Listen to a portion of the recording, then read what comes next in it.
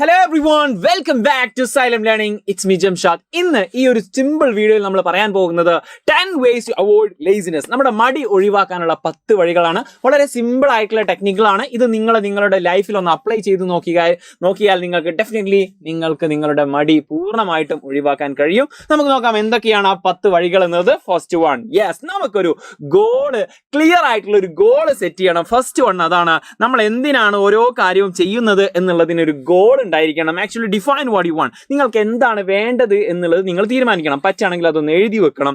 To achieve, നിങ്ങൾക്ക് എന്താണ് നേടേണ്ടത്. And break it down into small. എന്നിട്ട് ആ ഒരു വലിയ ലക്ഷ്യത്തെ ചെറുതാക്കി കൊണ്ടുവരിക.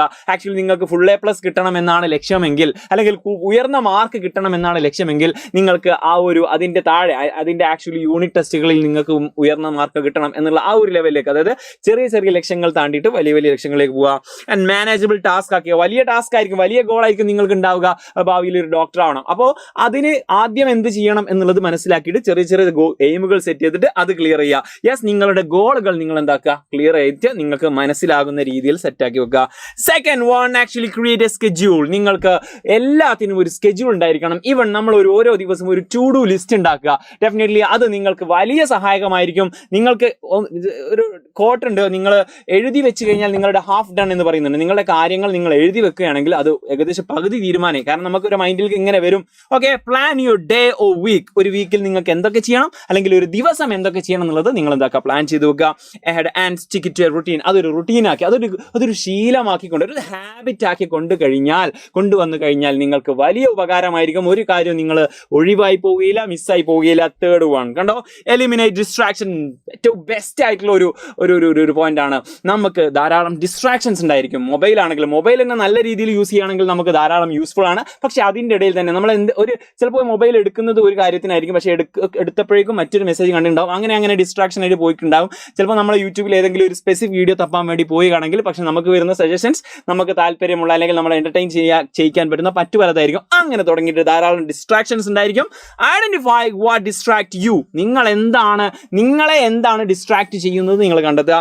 And find way to minimise. അത് ഒഴിവാക്കാൻ, ഓർ റിമൂവ് ദീസ് ഡിസ്ട്രാക്ഷൻ, അത് ഒഴിവാക്കാനുള്ള വഴികൾ, അത് മിനിമൈസ് ചെയ്യാനുള്ള വഴികൾ നിങ്ങൾ കണ്ടെത്തുക. ഡെഫിനറ്റ്ലി നിങ്ങൾ ജസ്റ്റ് സ്ക്രീൻ ടൈം നോക്കിക്കഴിഞ്ഞാൽ നിങ്ങൾ ഏത് ആപ്പാണ് കൂടുതൽ യൂസ് ചെയ്യുന്നത് നിങ്ങൾ മനസ്സിലാകും.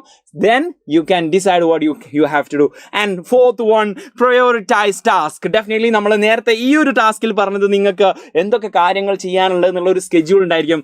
അതിൽ തന്നെ നിങ്ങൾ പ്രയോറിറ്റി വരുത്തണം. അതിൽ ഏറ്റവും ഇമ്പോർട്ടൻ്റ് ആയിട്ടുള്ള കാര്യം ഏതാണെന്ന് ഫസ്റ്റ് നിങ്ങൾ എഴുതണം, അല്ലെങ്കിൽ അതിൽ നമ്പർ ഇട്ട് വെക്കണം. Focus on the most important task. അതിൽ ഏറ്റവും ഇമ്പോർട്ടൻ്റ് ആയിട്ടുള്ള ടാസ്ക് അതിന് വെക്കുക, അതിന് ഫോക്കസ് കൊടുക്കുക. First to ensure they get done. എന്നിട്ട് അത് ശരിയായിട്ടുണ്ട്, അത് ക്ലിയർ ആയതിനു ശേഷം അടുത്തതിലേക്ക് അടുക്കുക, അത് ക്ലിയർ ആയിട്ടുണ്ടെന്ന് കൺഫേം വരുത്തുക. And fifth one, take a break.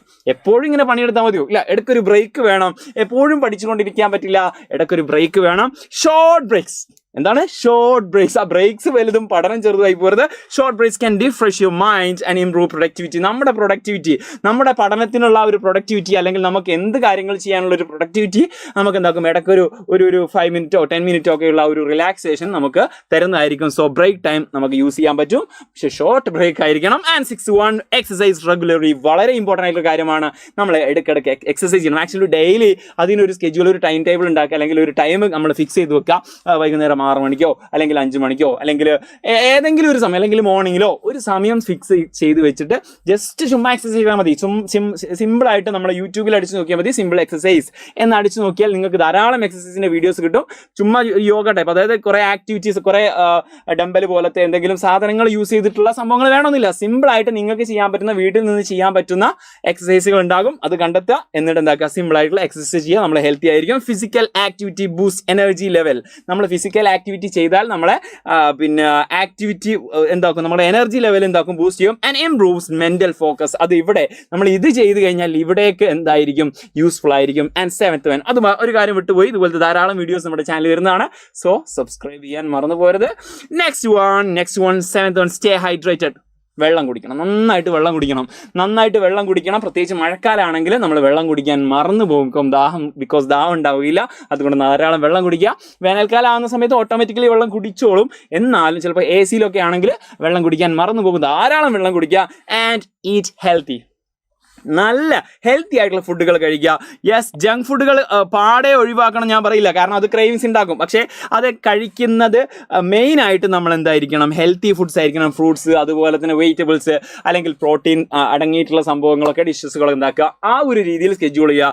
Complete നമ്മൾ ഈ ജങ്ക് ഫുഡ്സ് ഒഴിവാക്കുക എന്ന് പറയുന്നത് നമുക്ക് കഴിയില്ല, പക്ഷേ പിന്നെ മാക്സിമം ഒഴിവാക്കുക. Okay, once in a week ആ ഒരു ലെവലൊക്കെ നമുക്ക് കൊണ്ടുപോകാൻ. Proper nutrition and hydration are essential for maintaining energy. നമ്മുടെ എനർജി കിട്ടണമെങ്കിൽ നമുക്ക് ന്യൂട്രീഷൻസ് വേണം, അതുപോലെ തന്നെ ഹൈഡ്രേഷൻ ആവണം. ആക്ച്വലി നമ്മൾ ഹൈഡ്രേറ്റ് ആയിരിക്കണം ഫുൾ സമയത്തും. സോ വെള്ളം ധാരാളം കുടിക്കുക. അതെന്താകും, പിന്നെ യൂറിൻ ധാരാളം പാസ് ചെയ്ത് പോകുന്നത് നമ്മുടെ ശരീരത്തിൽ നമ്മുടെ കിഡ്നിക്കൊക്കെ വളരെ വളരെ യൂസ്ഫുൾ ആണ്, സെറ്റാണ്. യെസ്, ആൻഡ് 8th one കണ്ടോളൂ, ഫൈൻ മോട്ടിവേഷൻ. നിങ്ങൾക്ക് ഏതൊരു കാര്യം ചെയ്യുന്നതിനും ഒരു മോട്ടിവേഷൻ ഉണ്ടായിരിക്കും അല്ലേ? നമ്മൾ നന്നായി പഠിക്കുന്നതിനൊരു മോട്ടിവേഷൻ ഉണ്ടാവും. എനിക്ക് ഭാവിയിൽ ഒരു എന്താക്കണം, നല്ലൊരു ജോലി കിട്ടണം, അല്ലെങ്കിൽ എനിക്ക് നമ്മുടെ സൊസൈറ്റിയെ സെർവ് ചെയ്യണം. അങ്ങനെ തുടങ്ങിയിട്ട് നിങ്ങളുടെ മോട്ടിവേഷൻ എന്താണെന്ന് കണ്ടത്. ചിലപ്പോൾ മിക്ക ആൾക്കാർക്ക് മോട്ടിവേഷൻ ഉണ്ടായിക്കൊള്ളുന്നില്ല. So find motivation. ആ മോട്ടിവേഷൻ എന്താണെന്ന് നിങ്ങൾ കണ്ടെത്തുക. എന്നിട്ട് നിങ്ങൾ എന്ത് ചെയ്യുക, അതിനു വേണ്ടി പഠിക്കുകയാണെങ്കിൽ, ആ ഒരു ലക്ഷ്യം മൈൻഡിൽ വെച്ചുകൊണ്ട് പഠിക്കുകയാണെങ്കിൽ അത് തമ്മിൽ ഡിഫറൻറ്റ് ഉണ്ടായിരിക്കും. ചുമ്മാ മാർക്ക് വാങ്ങാൻ വേണ്ടി പഠിക്കുക എന്നതിലുപരി നിങ്ങൾക്കൊരു വലിയൊരു മോട്ടിവേഷൻ നിങ്ങൾക്ക് ഉണ്ടായിരിക്കണം. സിമ്പിൾ ഒരു എക്സാമ്പിൾ പറയുകയാണെങ്കിൽ, ഒരു വീട്ടിൽ ഒരു കുട്ടി മാത്രമേ ഉള്ളൂ, പിന്നെ എന്തില്ല, അവർക്ക് വലിയ വരുമാനങ്ങളും കാര്യങ്ങളൊന്നുമില്ല. ഇവൻ വലുതായി പഠിച്ചിട്ട് വേണം എന്തൊക്കെ ഉണ്ടാക്കാൻ, ആ വീട്ടിലേക്ക് വേണ്ട സാധനങ്ങളൊക്കെ വാങ്ങാൻ, അല്ലെങ്കിൽ ആ വീട്ടിൻ്റെ ഒരു പുരോഗതി വേണമെങ്കിൽ അവൻ വേണം. സോ അവൻ വലിയൊരു മോട്ടിവേഷനാണ്, തൻ്റെ വീട് തൻ്റെ തോളിലാണ് അല്ലെങ്കിൽ ഷോൾഡറിലാണ് എന്നുള്ളൊരു വലിയൊരു മോട്ടിവേഷൻ തുടങ്ങിയിട്ട്. അത് ഒരു സിമ്പിൾ ഒരു മോട്ടിവേഷൻ. അതുപോലെ നിങ്ങളുടെ മുന്നിലും ധാരാളം മോട്ടിവേഷൻ ഉണ്ട്, സൊസൈറ്റിയിൽ ധാരാളം പ്രശ്നങ്ങളുണ്ട്.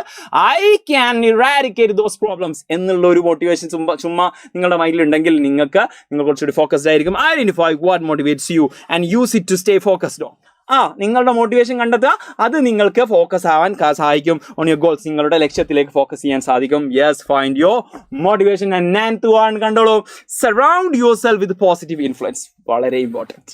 യെസ്, ഇത് എല്ലാത്തിനേക്കാളും ഒരു ഇമ്പോർട്ടൻറ്റ്, ഇതുവരെ പറഞ്ഞതിനേക്കാൾ ഇമ്പോർട്ടൻറ്റ് കൂടി വരികയാണ്. യെസ്, അതായത് നിങ്ങളുടെ ചുറ്റും പോസിറ്റീവ് ഇൻഫ്ലുവൻസ് ധാരാളം ഉണ്ടായിരിക്കണം. എപ്പോഴും നെഗറ്റീവ് അടിക്കുന്ന അങ്ങനത്തെ ആ ഒരു ടൈപ്പ് ഓഫ് ഫ്രണ്ട്സ് അല്ലെങ്കിൽ ഫാമിലി ഉണ്ടെങ്കിൽ നമുക്ക് എന്തായിരിക്കില്ല, ആ ഒരു ഇമ്പ്രൂവ് കിട്ടില്ല. സോ നമുക്ക് നമ്മുടെ ചുറ്റും പോസിറ്റീവ് മാത്രം പറയാമെന്നല്ല, പോസിറ്റീവ് ഇൻഫ്ലുവൻസസ്, അതായത് ചിലപ്പോൾ നമ്മളെ നെഗറ്റീവ് കാര്യങ്ങൾ നമുക്ക് ഇമ്പ്രൂവ് ചെയ്യാൻ വേണ്ടി പറഞ്ഞു തരണം, അതും പോസിറ്റീവ് ഇൻഫ്ലുവൻസ് ആണ്. സോ അങ്ങനെ പോസിറ്റീവ് ഇൻഫ്ലുവൻസ് വെറുതെ ചുമ്മാ നമ്മളെ പൊക്കി പറയുന്നതല്ല, നമ്മളുടെ എക്സാക്റ്റ് കാര്യങ്ങൾ നമുക്ക് പറഞ്ഞു തരുന്ന, ഇത് ഇന്ന കാര്യങ്ങൾ ചെയ്ത് കഴിഞ്ഞാൽ അത് കുറച്ചുകൂടി ഇമ്പ്രൂവ് ആവും, നിങ്ങൾ ചെയ്ത കാര്യം അടിപൊളിയാണ്, സെറ്റാണ് എന്ന് പറയുന്ന നമ്മുടെ യഥാർത്ഥ ഫ്രണ്ട്സിനെ നമ്മളെ കൂടെ നിർത്തുക. നമ്മളെ സറൗണ്ടിങ്സ് നമ്മൾ ചിന്തിക്കുക, നമ്മൾ ശ്രദ്ധിക്കുക.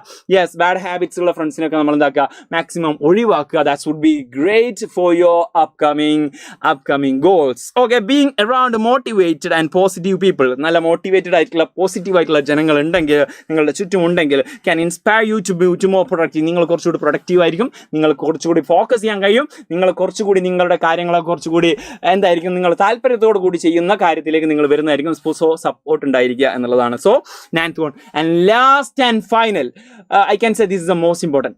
പറയാൻ പോകുന്നതാണ് മോസ്റ്റ് ഇമ്പോർട്ടൻറ്റ്. കാരണം എന്താണെന്ന് വെച്ച് കഴിഞ്ഞാൽ ഓരോന്നിനും ഓരോ സ്റ്റെപ്പ് കൂടി വരികയാണ്.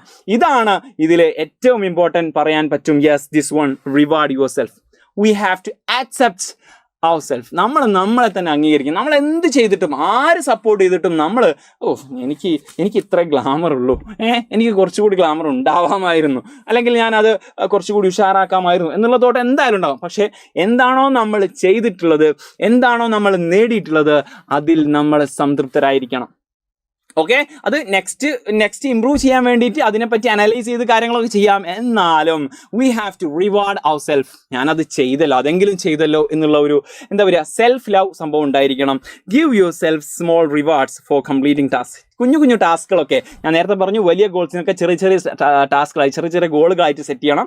ആ ടാസ്കുകളൊക്കെ സെറ്റ് ചെയ്യുന്ന സമയത്ത് നമ്മൾ സ്വയം ഒരു റിവാർഡ് ചെയ്യണം. ഐ അച്ചീവ്ഡ് ദാറ്റ് എന്നുള്ളൊരു റിവാർഡ് നിങ്ങൾക്ക് തന്നെ കൊടുക്കണം. ടു സ്റ്റേ മോട്ടിവേറ്റഡ്, നിങ്ങൾ മോട്ടിവേറ്റഡ് ആവാൻ വേണ്ടിയിട്ട് അങ്ങനെ എഴുതി വെക്കുക, ടു ഡു ലിസ്റ്റ് ഉണ്ടാക്കുക. ഇത്രയും കാര്യങ്ങൾ ചെയ്യുന്ന സമയത്ത് നിങ്ങൾ മടിയിൽ നിന്ന് ഒരു 99% നിങ്ങൾ ഒഴിവായിരിക്കും. ഐ ക്യാൻ സേ 100% നിങ്ങൾ ഒഴിവായിരിക്കും. ആ മടി എന്ന സംഭവം നിങ്ങളുടെ ലൈഫിൽ നിന്ന് ഉണ്ടാവില്ല എന്ന് തന്നെ പറയാം. ഇതുപോലെ നിങ്ങൾക്ക് ജീവിതത്തിൽ പല പ്രശ്നങ്ങളുണ്ടായിരിക്കും. അത് ജസ്റ്റ് കമന്റ് ചെയ്യുക. വീഡിയോ ഇഷ്ടമായി ലൈക്ക് ചെയ്യുക. It's me Jamshad. നമുക്ക് അടുത്തൊരു വീഡിയോയിൽ വീണ്ടും കാണാം. ബൈ. Thank you.